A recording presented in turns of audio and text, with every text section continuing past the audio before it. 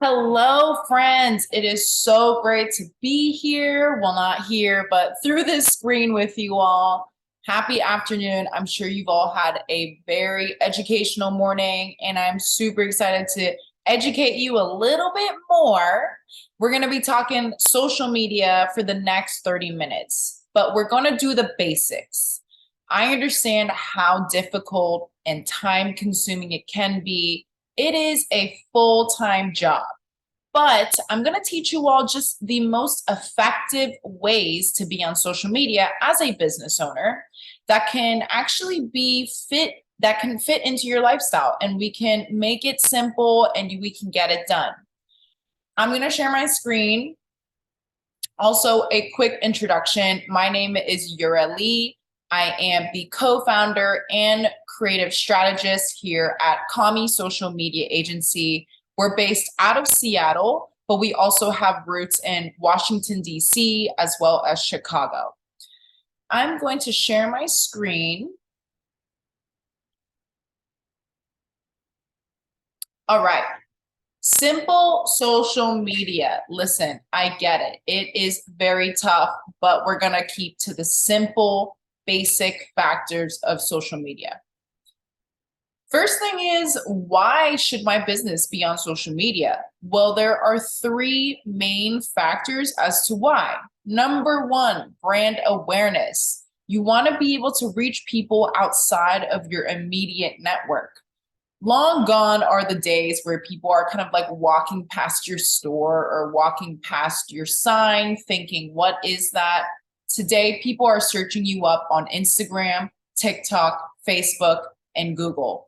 And so those are the main ways people can find your business and your services. Number two, community. These days, we are in an era where your audience and your customers want to see that you are community driven, that you are engaging and nurturing the people within your audience. So what does that mean? That means talking to them on social media, answering their questions, gaining their trust. That is the biggest way to kind of gain sales through social media, is to start getting people to trust you. And number three reason why your business should be on social media, this is a given: sales. We all want sales. That is the number one goal. And to start getting sales, we need to start getting people's trust, and we need to start reaching them. So through social media, we can reach more people, we can talk to them, we can figure out what they want, and we can show them the products and services that we have to offer. So I want to start with like the basics of Instagram and your profile, really. Your profile is basically a digital resume of your business. This is where people are coming to see, if they hear about your brand or they might see you somewhere online, the first thing that they're going to do is search you up on social media. So you want to make sure that your profile is effective, it speaks to the audience that you're trying to look for, and also it really shows people what to do when they get to your page.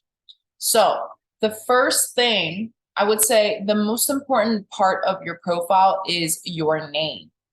We want to make sure that your name is searchable and that people can find your profile when they are searching for something of your service or your product through Instagram. So for example, in this example here on the right side, West 32 Soju is actually one of our clients, and they are a liquor brand. So if you're someone who is looking for soju, you're going to type soju into Instagram's search finder, and we will be one of the top pages that comes up because soju is right there in our name. Also under the name says wine/spirits. So this is the category that our profile is under. And this really just tells people this is what we are. The bio is probably the second most important thing of your profile, because this is where people are reading exactly who you are, what you do, and how they can find you. So in your bio, you only have 180 characters to tell all that information. So you want to make sure you are putting the best of the best information. One question I always ask any new client is, what makes you stand apart from your competitors? Whatever that answer is, try to put that in your bio, because chances are you have millions of competitors and millions of other people who are doing or selling a similar thing to you. And what can we say to make you stand out? So, for example, in this profile, we have the first barrel aged soju. Soju is never barrel aged. So that is kind of the wow factor in our bio. That is the one thing that might get people to be like, huh, okay, barrel aged soju, I want to learn more.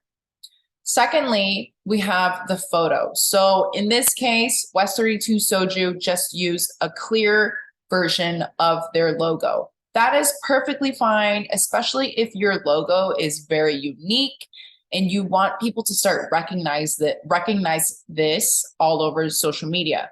So you can use your logo. Another thing you can use is if you are the face of your brand. Let's say, my business partner and I are the faces of our social media agency. So instead of using our logo, we actually use a professional photo of the two of us, because people will recognize our face more than our actual logo. So if that sounds like it's fitting for your business, I would go ahead and try and do a photo shoot or take a really great picture of yourself and put it as the photo of your Instagram profile. Next, we have a call to action. So if you see towards the end of West 32's bio, they say free shipping on orders $60 and plus. So this is basically a call to get people to hit that link in their website. We are telling the audience exactly what to do. And this is something to keep in mind for all of social media. We really need to simplify in giving directions on what you want your audience to do. So in this case, get free shipping. Hit that link in the bio and you get free shipping on orders $60 and plus. And lastly, we have a link to our website, west32soju.com. So this is something that we want the audience to click on. I want to show you all next a few profiles that I find really effective, and we're going to go through these profiles so you can understand why they're so effective and how you can use that tool for your own profile. Okay, first we have Mighty O Donuts. I'm sure most of you all know Mighty O Donuts. They're based in Seattle. And one thing I love about their profile is right there, right in the open, it says Seattle Mag's Best Donut Shop of 2020. So right there, if I am a person who never had Mighty O Donuts and I find them on Instagram, that's one of the first things that they say in their bio. I'm going to think, oh, best donut shop of 2020. I am going to go try it out. Also, let's say I'm a tourist. Let's say I've never been to Seattle, but I want some donuts. I'm going to go on Instagram, and in the search bar, I'm going to type donuts, Seattle, and Mighty O is going to be one of the very first profiles to show up. Why? Because right in the top, right in their name, it says Mighty O Donuts, Divider, Seattle, Washington. So those are the most searchable keywords. They're going to come up at the top, and I'm going to click on this profile. When I click on it, I'm going to see that they have Best Donut Shop and that they're organic and plant-based donuts. If that's something that I'm into, it's a done deal. And then they also have in their profile a few of their different locations. So Cap Hill, Ballard, Denny Triangle, Green Lake. That's all amazing. They also have a address in there. I'm not sure exactly which address that is. It's somewhere up north, but that easily shows me one of the first ones that I can go to. And then also lastly, for Mighty O Donuts, if you look under the follow button, there's a button that says order food. That is super simple and a very effective tool on Instagram where people can click that button and it'll either take them to Uber Eats or Mighty O Donuts, like a specific website food order tab. And so that just makes it super easy for people to order their food. A second profile example I have is Sensa Salon. So I don't know this profile. I don't know these people. All I did was go on Instagram and I typed in Seattle hair. And they were the very first one to pop up. And why is that? Because right in their name, it says Seattle Hair Salon. They don't even have Sensa Salon in their name. It just says Seattle Hair Salon. And then at the very, very top up here by the followers, their actual Instagram name is Sensa Salon. So this is kind of like a great use of space where they already have Sensa Salon as their Instagram name. But then as the name that they choose, I mean, they type in their bio, they just write Seattle Hair Salon. So they came up first for me. What I also love about this bio is that right there, boom, in the bio, color, curls, cuts, extensions. They make it super simple for people to understand. If you're looking for any of those 4 topics, then it's right there. So easy to understand. They also have tagged products, like they use Oribe, they use R&Co, they also use InnerSense. So if you are a person who are into these products, then you're probably gonna go to Sensa Salon. They also have their location and then a link in their bio to their website. The only change that I would make in this bio is, as you see, at their address, there is like a ... and then more. I could click more and then a little bit more of their bio is going to show. And probably within that, it'll have some sort of call to action, like click this link below to book your next appointment. But if I don't click that ... more, I'm not going to see the rest of the bio. So I know it seems like a very easy thing to do to just click more, but a lot of people don't. So what you see in this shortened, condensed version of the bio is mostly all that people are going to see. So we want to make sure that the most important aspects of your bio are seen without having to click see more. So if I were them, I would probably get rid of the Oribe, R&Co, and InnerSense products that they have tagged in their bio. And instead, I would just have under that, click the link in bio to book your first appointment, or click link in bio for your consulting appointment. Another thing I want to mention about this bio is if you look under the follow button, there are these circles that say stylists, join our team, education, extensions, curls. So these are called highlights, and basically highlights live on your Instagram profile, and you can kind of see them as being different tabs of your website. So if I were to click stylist, what I would see are different photos or different videos of all the different stylists at their salon. If I were to click the extensions circle, what I would see is more videos and more photos of the extensions that they have done in the past. And so as a customer who is interested in booking an appointment with them, I would probably look through these different highlights and see how they are doing things, how they are doing extensions, how they're doing curls, and who are their stylists.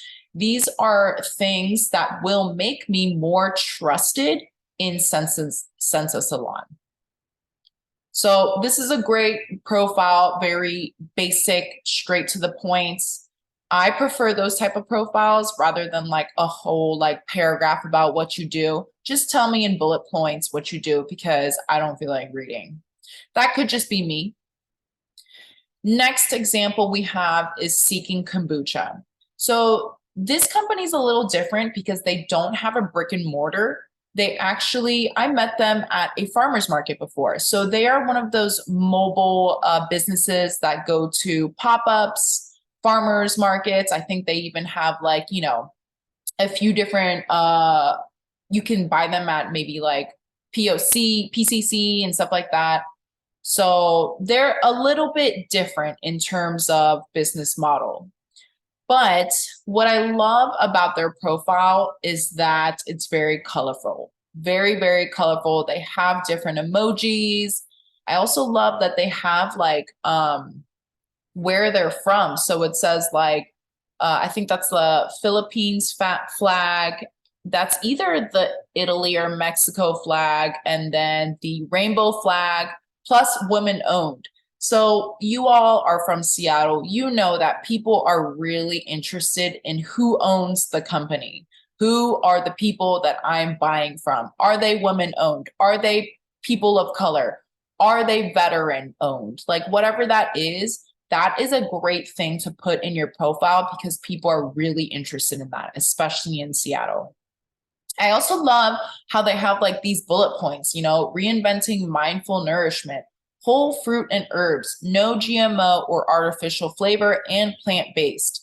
So like, again, just like the Sensa Salon profile, everything is just like bop, bop, bop, bop, like bullet points, easy for people to read. I want to talk about their profile photo. So it's of their logo, Seeking Ferments. Like it's like a very cute sun with like a rainbow. It's very cute and colorful. And probably you might be able to recognize this, but as a, let's say like a new time, a first time customer, the logo is a little hard to read. And so this is just for people who maybe haven't had their logo made yet, or people who are trying to recreate their logo. Remember that the logos that are timeless are the logos that are simple and easy to read. Just keep that in mind. Next, I want to just plant this seed in your head about video and how video is honestly taking over all social media platforms. On Friday, April 21st, we are having a lunch and learn. Well, I will actually be there in person, and we're going to create videos for your Instagram or for your TikTok. But for now, I just want to give you an overview of why video is really popping right now. The first thing is that long gone are the days where polished, very edited videos are popular.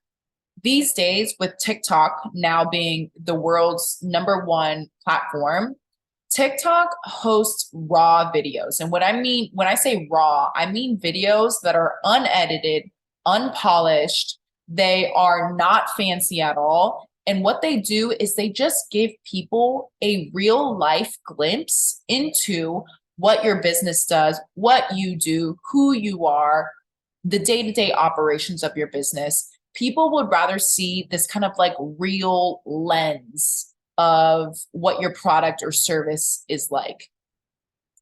People are all about like genuine footage these days. So when it comes to recording footage for your business, let's say for Instagram or TikTok, the question that you want to keep in your head is, what is my intention behind this video? What is my intention behind this footage?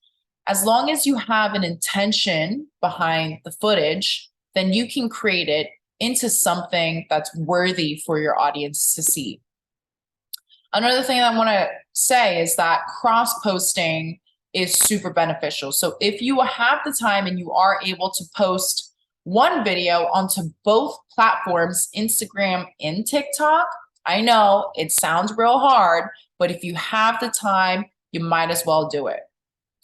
Secondly, I want to talk about audio. So audio is just as important as the video, if not even more important. So on Instagram and TikTok, there's like a whole category of trending sounds. So these are sounds that are basically blowing up. And people can jump on this, viral bandwagon as long as you are using this trending sound.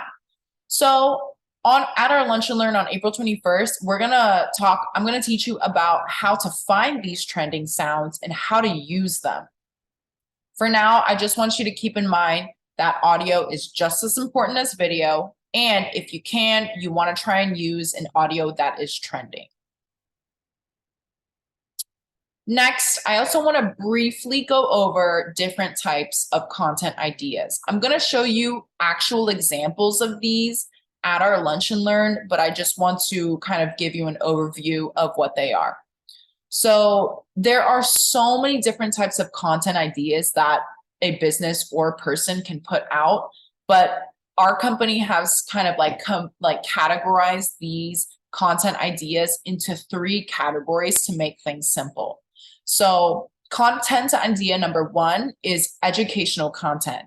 So educating people, your target audience, and even the people within your network already, educating them on how to use your product or what your service looks like. And the main intention of putting out educational content is to gain people's trust and make them believe you that you are the expert, that you have the expertise. So for example, we have one of our clients is a yoga company or a yoga studio. And one of the biggest questions that they always get is, how do I do a handstand? How do I get into a handstand? And so we create many educational videos where we have the yoga instructors creating educational content in how to get into a handstand. What are the top 3 stretches or top 3 exercises that are going to help you stabilize your handstand? So these videos are no more than 60 seconds long, and they are meant to educate the public on how to achieve X, Y, and Z.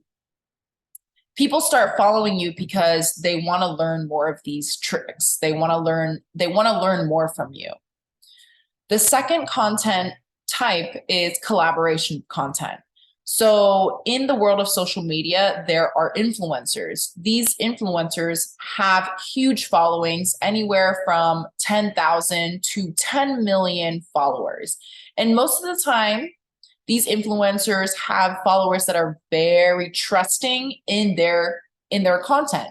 So for example, our liquor company clients hired an influencer. They are called Hype Foodies. They hired this influencer to create a video for them. I think we paid them about $800 for one video. And these 2 influencers basically took the liquor to a party and they just had people try it. They had their friends try it and give like real live reactions to the liquor. And after they put out this video to their like 60,000 followers, our liquor company clients saw an 80% increase in online sales. So you spend $800, but you see an 80% increase in sales. To me, it is one of the biggest bang for your buck, honestly, that you can do on social media. The last type of content idea is trendy content. And this is what I was talking about earlier about getting on trending audio. You can always choose any sort of trending audio, but you want to put your own twist on it. So for example, there was a trending audio about this celebrity who talks about the type of drink that they like. They like a Negroni with Spagliato in it. I don't even know what that is. But that trending audio blew up. So many people were using it. So what we did for one of our CBD clients is we took that audio and we created our own video using an espresso with hot chocolate and CBD in it. And this video was able to kind of jump on that bandwagon of trending virality, and we were able to get a lot of views. So that's trending content. Again, I know this sounds a little complicated right now, and I will show you examples and I will show you how to create this type of content on April 21st during our Lunch and Learn. If you have any questions, I am available. You can reach out to David or Farah or even Robin, and they will connect you with me. Otherwise, please bring all of your questions to our Lunch and Learn on Friday, April 21st. I'm so excited to be there with you. You're going to learn how to create video content. You're going to learn how to find trending audios, and you're going to walk away with a video on your Instagram or your TikTok. It's going to be super fun. Everything will be very hands-on, and I'm super excited to meet all of you and learn about how we can really boost your business on social media. If you have any questions, please reach out. Otherwise, I'll see you on April 21st. Thank you again. Thank you, David. And I hope to see you all there. Have a great rest of your day.